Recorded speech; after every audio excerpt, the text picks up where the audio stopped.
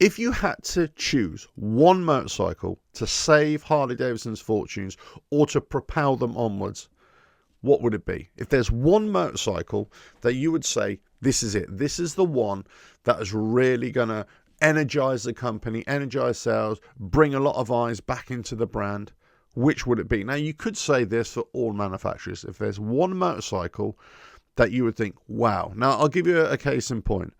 A few years ago, BMW, they're a great brand, right?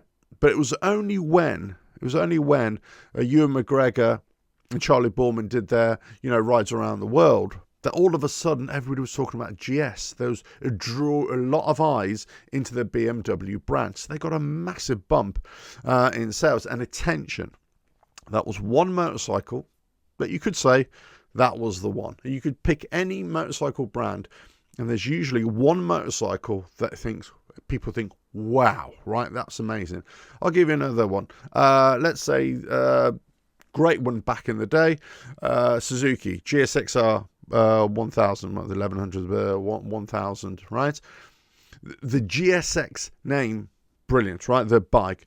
Kawasaki Ninja, that bike, or the variants of it, but the original one, that's the one that brought you into the brand, right? Harley Davidson. What is the one motorcycle that you could say right now brings you into the brand? I personally can't think of one. I can't think of a motorcycle for Harley Davidson that says to, not me, not you as a Harley Davidson rider or as a fan, but as a wider audience, that says that's the one. That's the one. Now, I think a few years ago you could have argued that the Sportster would have been that bike. In fact, I'm pretty sure it would have been that bike. But right now, I'm not so sure. I'm not so sure there is a bike for Harley Davidson that says, come to me. Come to me, come and ride me, come and... Now, of course, there's always going to be bikes that attract you personally, but I'm talking as a wide-ranging, audience. Potential customers. That one bike. Road glide, street glide, if you're into your touring, potentially. Yes, potentially. They could be one of those. If you're a cruiser fan, then yeah, one of those. Lowrider ST, potentially, yeah.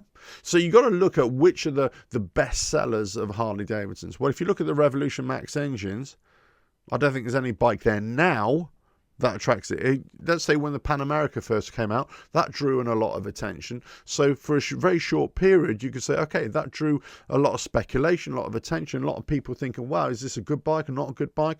I rode it, I test rode it, I did videos on it and everything, and I thought it was a great bike overall. It had issues, had problems initially, but I think for the most part, I haven't really dug into that bike, but I think, well, yeah. So there was a lot of talk around Harley Davidson at the time. The Bronx, remember, they were talking about the Bronx and the Pan America. I saw those on tour, as it were. They were being displayed as these are the new bikes coming out. They were like production prototypes. And then all of a sudden the Bronx went. So people think, well, what happened? Where is that bike? Where is this bike that's going to draw everybody's attention in? And if you look at the cruisers now, I just don't think there is a bike that sort of stands out above all the rest, let alone Harley Davidson as a whole, but as even out the cruisers. No, you've got to set aside the kind of blips. And I'll talk about this in terms of, the blips that grab your attention, or the blips that peak sales for just for a short period. Like the Grey Ghost. Anytime they bring out, an icon bike or a revival bike or a limited edition bike, yeah, those are blips. Okay? They're only about 1,500 bikes. Whatever it is. Not many people are going to be buying those bikes. A couple of thousand bikes, right? In the grand scheme of things, that doesn't do a lot. That might bring a little bit of attention, but certainly for Harley Davidson fans, that brings in attention. But it doesn't do anything for the company, or certainly the wider audience. Because if you don't like Harley Davidsons, you couldn't care whether it's pink, silver, chrome, whatever it is. You couldn't care. You just don't like Harley Davidsons, so it's not going to bring you in. If you're a fan of motorcycles in general, then all of a sudden they bring out a brand new bike and you think, oh, that's interesting. I might look at that. There could be a motorcycle within Harley Davidson that appeals to a wider audience, but I just can't think of it. That's the thing. Personally, I just can't think of it. And I'm invested in Harley Davidson, but also I'm invested in motorcycles, I should say, more. So I'm invested in the industry. I'm invested in the passion for motorcycle, and I just can't think of one Harley Davidson motorcycle that grabs my attention. That thinks, wow, this is what you want in a bike. This is it. Now I can think of it in other brands, but I just can't think of it. You know, the flagship model, the one that it's not in terms it's the most expensive or, you know, the whatever, it appeals to certain kind of people. And it's got all the gizmos on it. It's got all the tech on it. I'm not talking about that. I'm talking about the one that appeals to you the most. And I just can't find it. I can't find it in Harley Davidson. So what is the bike that you think, okay, if there is a bike, what is it? Do they need to push it more? Do they need to propel it more and make it a much better deal to buy? Make it a lot more exciting to buy. A lot more attractive to buy. Yeah. Do they need to do that with one of the bikes? Could it be a cruiser? Could it be a Revolution Max engine bike? I've always said that I'm really disappointed what Harley Davidson have done with the Revolution Max engine bikes. The Sportster S, I think it should have never been brought out. Personal preference. I know people like it. I don't like it. I think it's just an awkward, funny, weird looking bike. And I just think it was misplaced. I think the Nightster, they missed a trick with the Nightster so much. I've talked about it infinitum, and I'm not going to keep on talking about it. Disappointing. The Pan America, I think, was success to a certain degree, but they didn't build upon that success. So they need to do something with the Revolution Max engine bikes. For me, I've said this, I've been really disappointed with the kinds of bikes that they brought out. They should have done something a lot better with those bikes. And offered more features, like in the Knights, they should have brought it out with a 1250 for example. If you're gonna build a Sportster S with the best power, then put that on all the bikes. If you're going to say you're going to bring it out with a 975 engine, well then make that the baby version, the smaller version, but offer the bigger version, the bigger engine version. So there's lots of things that they could have done. Different styles of bikes, the design of those, some of those bikes in terms of what they look at, the road, the curb appeal. You kind of got to look at those and think, they failed so much. So there's nothing there. So could they bring something in the Rev Max range that thinks, wow, that is the bike. That's amazing. That appeals to so many people. And it looks really cool and it rides really great and, all that kind of stuff. Or does it have to be something else? Could we be looking at Harley Davidson as this new $6,000 bike that's, coming out soon, whenever that is? Could that be the bike that all of a sudden turns the fortunes of Harley Davidson? Does it save them? Does it? When I say save, what I mean is, does it really change the identity of the brand? Does it change the direction of the brand? Does it change the fortunes in terms of units sold and profitability, and puts Harley Davidson, on the motorcycle manufacturing and supply delivery of motorcycles, as opposed to a brand that is more interested in the brand rather than motorcycles, is more interested in its financial situation rather than delivery of motorcycles to potential customers. It's not a merchandise store anymore. All that kind of stuff that people criticize Harley Davidson about.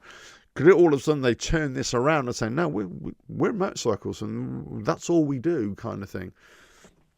And that's all we focus on. That's what we prioritize. And could this bike be that? I can't see it myself. I don't think a $6,000 motorcycle is going to be that bike. But it really depends what they do with the range of motorcycles that come out at that price range. Do they build upon it, or are they just going to give you one motorcycle and that's your lot? Again, that would be a mistake for me. If you're gonna go into these waters, then you need to deliver in lots of different ways. And I keep on going back to the likes of Honda. Honda motorcycles, they've cracked the code. They've cracked the code with motorcycle production and delivery, because every time there's a slight little gap in the market that they are not filling, they look at the market, they look at other motorcycle manufacturers, what they're doing, and they quickly respond and they put a motorcycle in there. And they do it very well.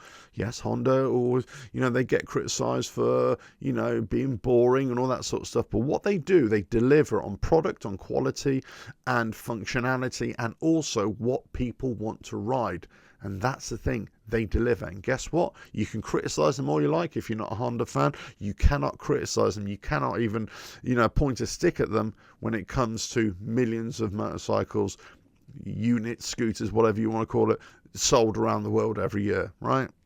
That's it. You just can't you can't say anything about it.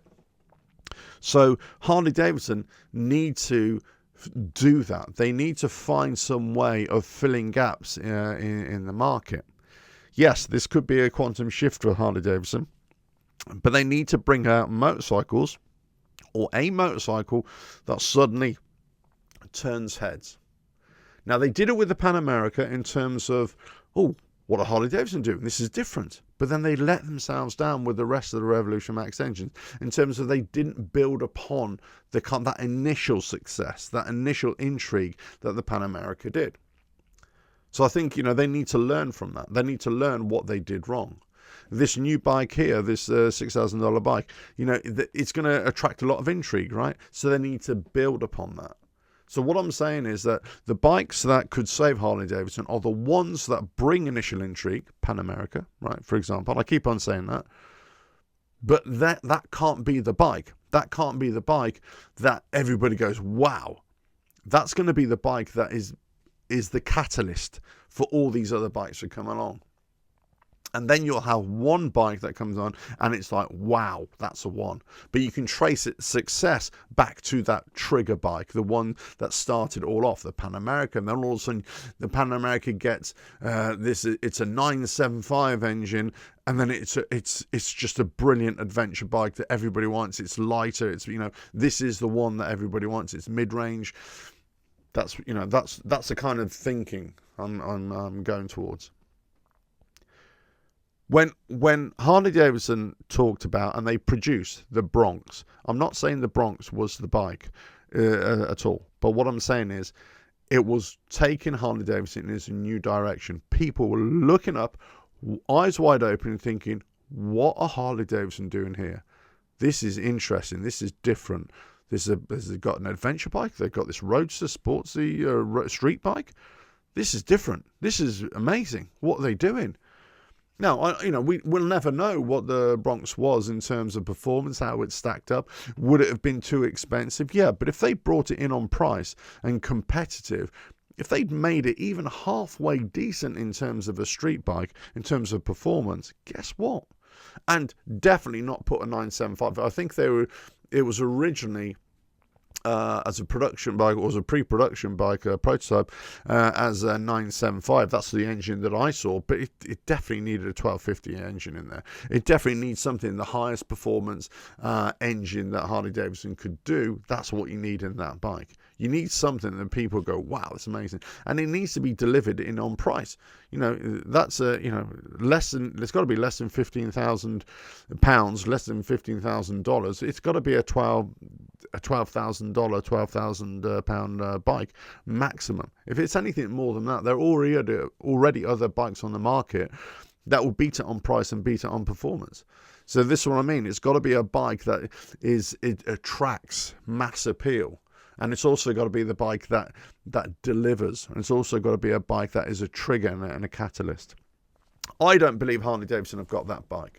And we don't know. We don't know what's going to happen in the next couple of months when they start revealing their bikes. It could be. There could be a bike in the pipeline that we don't know about, and they're going to shock and awe us with this new direction. It could be.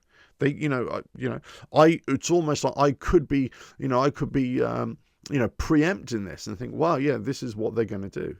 I don't know, but right now I just don't think that they got that bike. That I think they need to do something to bring that kind of bike to the market, to the masses. It may not appeal to you. It may not appeal to the traditional Harley Davidson riders. It may not appeal to me, but in terms of mass appeal, in terms of intrigue, in terms of garnishing attention, or if that's the term, bringing in attention to the brand, and people want to buy it, people want to ride it, people want to be seen on it, people want to go to festivals, go to bike meets, go to cafes, whatever it is.